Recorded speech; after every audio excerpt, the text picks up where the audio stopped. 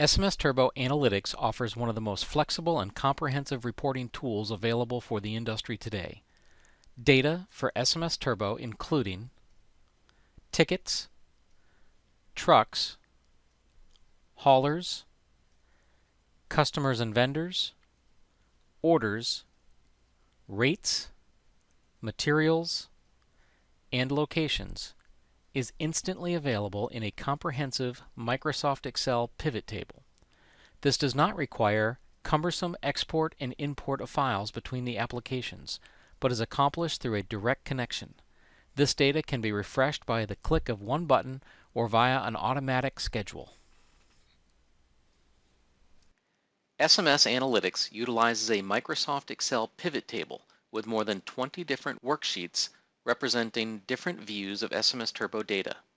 The capabilities of a Microsoft Excel pivot table is extremely comprehensive. Today, we're going to take a brief and simple look at just one of the worksheets contained in SMSAanalytics. The ticket view offers virtually all of the data represented in SMS Turbo ticket table in one Excel worksheet.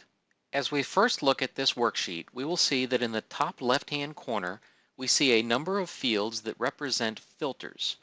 We currently have filters for the ticket year, month, and day. Down below, we see what is more traditionally seen in a Microsoft Excel file. These columns represent the different pieces of data from the SMS Turbo ticket table. We see here that we have the ticket number, the truck ID, customer ID, material price, etc. We even have user-defined field data from SMS Turbo. One of the advantages of a pivot table is the ability to sort your data very quickly. Right now, this data is currently sorted by the ticket number. If we'd like to sort this by a different column, we simply can drag that column into a different position and resort our data. By dragging the customer ID to the left, we've sorted all of our ticket data by the customer ID. If I wanted to subsort this data by the material that was on that ticket, I can simply drag that to be the second column. If I wanted to subsort the ticket data by the truck ID, I could simply drag the truck ID to be the third column, etc. Every one of these columns also has the ability to change the sort order. So if I wanted to change the order, which is currently alphabetical on the customer ID, I can simply change it to sort from Z to A instead of from A to Z. Now, if we look over on the right-hand side, we will see that there is a list of fields. The fields that are checked off are currently being displayed in this pivot table. The fields that are not checked off are fields representing data that is available to this pivot table but is not currently being displayed.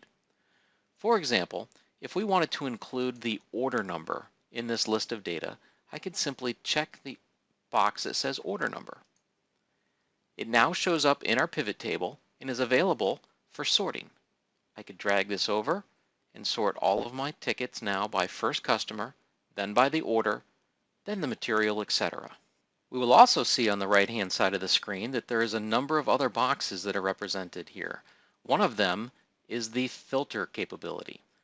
As we mentioned before, we have 3 filters already for the year, the month, and the day. If we wanted to add another criteria for filtering, we could simply drag that down into that section. So if we scroll up in our list of fields and I grab the customer ID, drag it down into the filter area and let go, it has now been moved up into the top left-hand corner of the screen where I can now filter my data based on the customers. So now I can go down, I could pick multiple customers if I wanted to, or I could pick just one customer, and my data has now been filtered to only include that one customer's worth of data.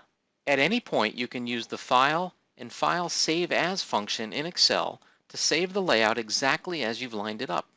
You can create multiple versions of your pivot table and save them representing different views to meet your particular needs. You could easily have a weekly view or a month-end view. Different people in your organization can have different views for the data that they need to look at and analyze. You can also take any of these worksheets and save them as new worksheets. So if you create certain filters and criterias and lists, you can save that as a completely different worksheet within the pivot table.